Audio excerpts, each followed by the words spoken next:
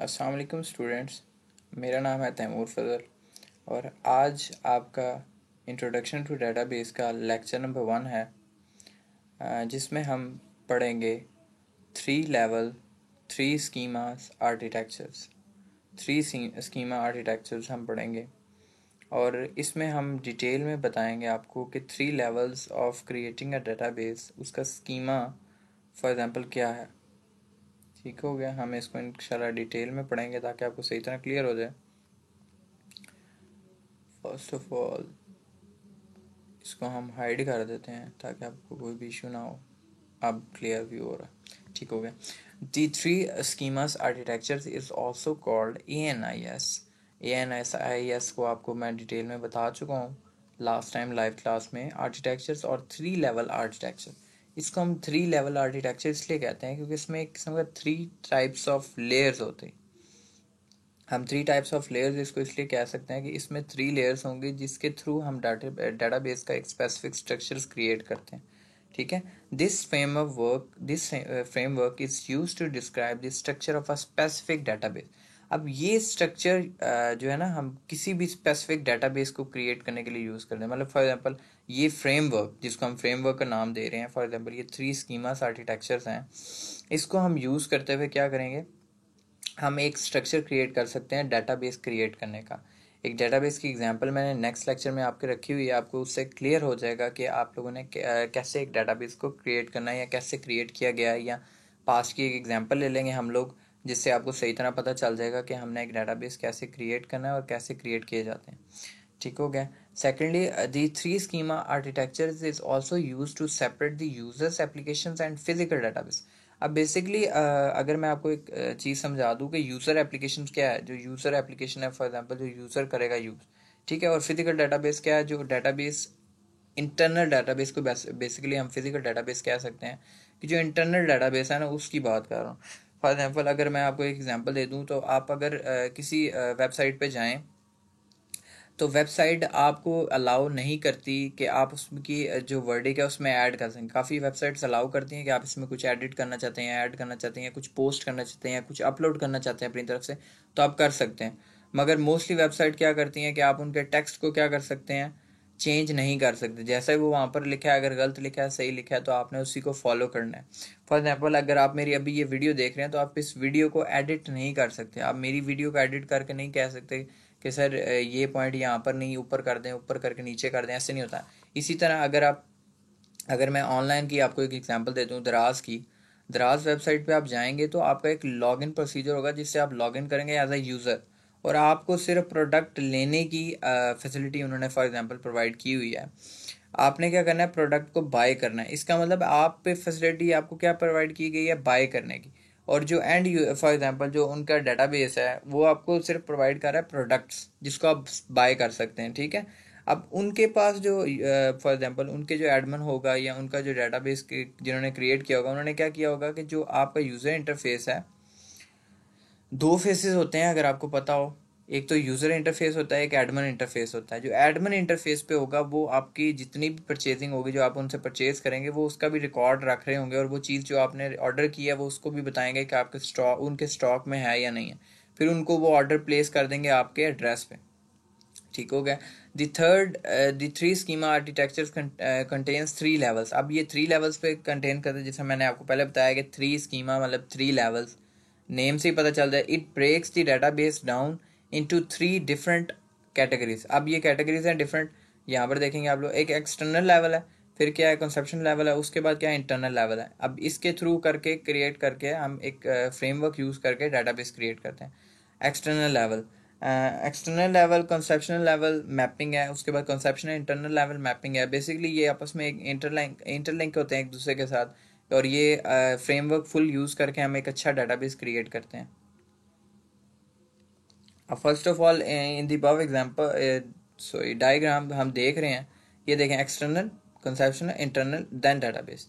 अब यहाँ पर देखिएगा, it shows the database architecture. अब ये बेसिकली आपको जो फिगर दिखाई, ये एक आर्किटेक्चर है एक डाटाबेस का। आर्किटेक्चर मतलब एक बनाने का तरीका, फॉर एग्जांपल कह सकते हैं आप एक डेटाबेस क्रिएट करने का स्ट्रक्चर कह सकते हैं, स्ट्रक्चर क्रिएट करने का तरीका है हमारे पास, एक फ्रेमवर्क है हमारे पास जिसे हम डेटाबेस क्रिएट। अब mapping is used to transform the request and response between various database levels of architecture. अब मैपिंग जो यूज़ हो रहा है ना word, for example mapping, conceptional mapping use हो रहा है, तो बेसिकली वो इसीलिए यूज़ हो रहा है कि transforms request and response between various database level. अब डिफरेंट लेवल्स पे जो चीज़ें शेयरिंग की जाएंगी ना, वो बेसिकली मैपिंग के थ्रू की जाएगी। डिफरेंट लेवल्स ऑफ आर्किटेक्चर्स पे जब हम चीज़ों को शेयर करेंगे वो मैपिंग के थ्रू होगा। फॉर एग्जांपल फर्स्ट लेवल से सेकंड लेवल आना है तो mapping is use to transform the request, जैसे लिखा हुआ है यहाँ पर। नेक्स्ट देखिए, mapping is not good for small database. अब मैपिंग क्यों नहीं स्मॉल डाटाबेस के लिए यूज हो रही? क्यों? क्योंकि वहाँ पर टाइम जो होता है ना ज़्यादा लगता है। फॉर एग्जांपल अगर एक छोटा डाटाबेस आपने क्रिएट करना है तो उसके ऊपर कस्टमर की डिमांड क्या होगी, कम से कम टाइम भी लगे और कम से कम मेरे पैसे भी लगे। मगर अब एक बात है कि आप लोग एक डाटाबेस क्रिएट करते हैं तो आपने डाटाबेस में वो चीज़ें देखनी है जो यूज़र की रिक्वायरमेंट है। उसके पॉइंट ऑफ व्यू से आपने उसको पेमेंट का कहना है कि आपने इतनी पेमेंट मुझे करनी है, ठीक है। मगर अगर वो काम छोटा है और आप पेमेंट ज़्यादा बताएंगे तो आपका कस्टमर क्या करेगा, आपको छोड़ के कहीं और चला जाएगा। ठीक हो गया? तो बेसिकली हमने अपने कस्टमर को भी अपने साथ अटैच रखना है कि उसको भी फैसिलिटेट करना है, टाइम भी और उसके बाद कॉस्ट भी, दोनों चीज़ें आपको अलाउ करनी पड़ती है ना अपने कस्टमर को। In external conception mapping, it is necessary to transform the request from external level to conception. अब external conception mapping में ये necessary है, मतलब ये आपने करना ही करना है कि external से डाटा किधर जाएगा, conception में जाएगा। जब external से conception में जाएगा तो आगे प्रोसेस करेगा ना। फॉर एग्जांपल अगर मैं आपको इसके लेवल बता दूं तो ये देखें, एक्सटर्नल कंसेप्शन मैपिंग मतलब यहाँ से डाटा यहाँ पर आ रहा है, ठीक है, एक्सटर्नल कंसेप्शन मैपिंग हो रहा है, ठीक है। नेक्स्ट देखेंगे ज़रा हम इसको, कंसेप्शन इंटरनल मैपिंग मतलब अगेन वही बात मैं आपसे दोबारा बता देता हूँ कि देखें, एक्सटर्नल कंसेप्शन मैपिंग में क्या है कि जो ट्रांसफ़र होगा वो यहाँ से यहाँ पे ट्रांसफ़र होगा, ठीक है। कंसेप्शन इंटरनल मैपिंग क्या है कि ये वाला यहाँ से डाटा कहाँ ट्रांसफ़र होगा, यहाँ पे ट्रांसफ़र होगा। ठीक हो गया? यहाँ तक क्लियर हो गया सबको? अब यहाँ पे अगर इसको दोबारा हम रीड आउट कर लें तो यहाँ पे देखेंगे आप लोग कि लिखा हुआ है कि external conception mapping it is necessary to transforms the request from external level to conception schema. मतलब एक्सटर्नल लेवल से कहाँ पर जाएगा, कंसेप्शन स्कीमा की तरफ जाएगा, टू उसको रिक्वेस्ट आपने करनी, ठीक है, ट्रांसफॉर्म करेगा रिक्वेस्ट को।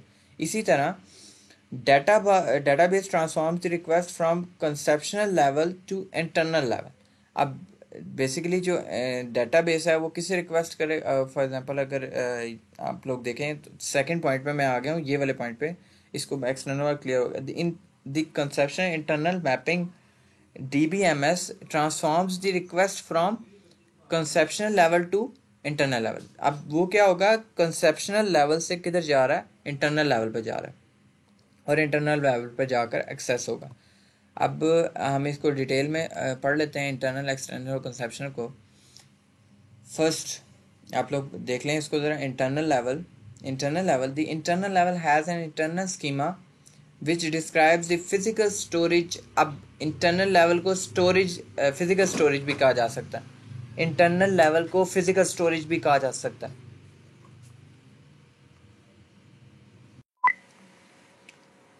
तो जो आपका इंटरनल लेवल है, internal level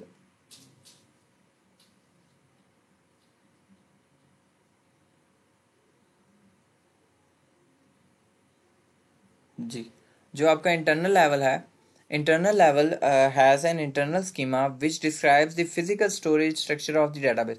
physical storage structure, for example internal level है तो बेसिकली उसमें क्या है, फिजिकल स्टोरेज स्ट्रक्चर है। मतलब फॉर एग्जांपल डाटाबेस है, उसका जो फिजिकल पार्ट है वो किस में शो होगा आपको, फिजिकल स्टोरेज स्ट्रक्चर कहाँ पे शो होगा, इंटरनल में शो होगा। आपको मैंने लास्ट टाइम ऊपर बताया था कि जो इंटरनल लेवल है वही फिजिकल है।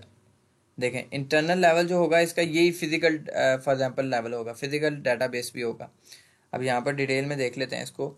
Internal level has an internal schema which describes the physical storage structure of the database. Physical storage structure of the database, जो फिजिकल स्टोरेज स्ट्रक्चर है वो डाटाबेस का शो किस लेवल पे होगा, इंटरनल लेवल पे होगा। Internal level is also called physical schema. आप ये देख लें, फिजिकल स्कीमा इसे कहा जा सकता है, इंटरनल लेवल को हम फिजिकल स्कीमा भी कह सकते हैं। It uses the physical data model. अब डाटा मॉडल की बात करें, फिजिकल डाटा मॉडल को यूज करते हुए इंटरनल लेवल पर प्रोसेसिंग होता है। It is use to define that how the data will be stored in a block. अब एक फॉर एग्जांपल आपने स्ट्रक्चर क्रिएट किया, एक डाटा मॉडल क्रिएट किया, फिजिकल डाटा मॉडल क्रिएट किया, तो हमने उसको बताना है कि आपने किस तरह डाटा को स्टोर्ड करना है।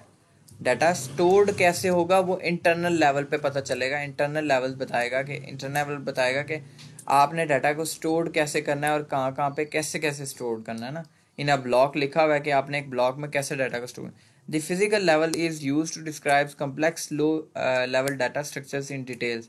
मतलब अब छोटे से छोटा को काम है उसको भी वो क्या करेगा, आपको लो लेवल का डाटा स्ट्रक्चर इन डिटेल, मतलब उसको भी आपको डिस्क्राइब करेगा, उसको भी आपको बताएगा कि ये आपका मतलब फॉर एग्जाम्पल कोई इशू है, छोटा सा इशू है, तो हम उससे भी सॉल्व करेंगे कि हम उसे भी बताएंगे कि कैसे आपने डिटेल में जाना। और ये डिटेल्ड पार्ट है आपका डेटाबेस का।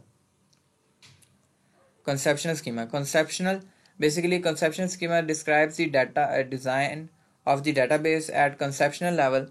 अब डिज़ाइन ऑफ ए डेटाबेस, अब बेसिकली इंटरनल में बात हो चुकी है कि इंटरनल में हमने कैसे यूज़ करना है इसको। सेकेंडली आपको conceptional level is also logical level भी हम इसको कह सकते हैं। अच्छा जी, नेक्स्ट जी यहाँ पर कंसेप्शनल लेवल पे हम आ गए हैं। Conceptional level describes the design of the database at conceptional level.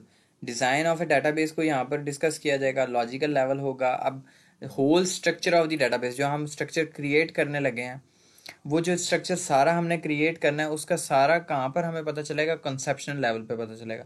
अगर नेक्स्ट लाइन आप लोग पढ़ें, the conceptional schema describes the structure of the whole database. जितना भी डाटाबेस हम बना रहे हैं वहाँ पर जितना भी उसका स्ट्रक्चर है वो कहाँ पर है, वो कंसेप्शनल लेवल पे है। The conceptional level describes what data are to be stored in the database and also. अब देखें डाटा कौन सा स्टोर्ड होगा, and also describes what relations exist among those data.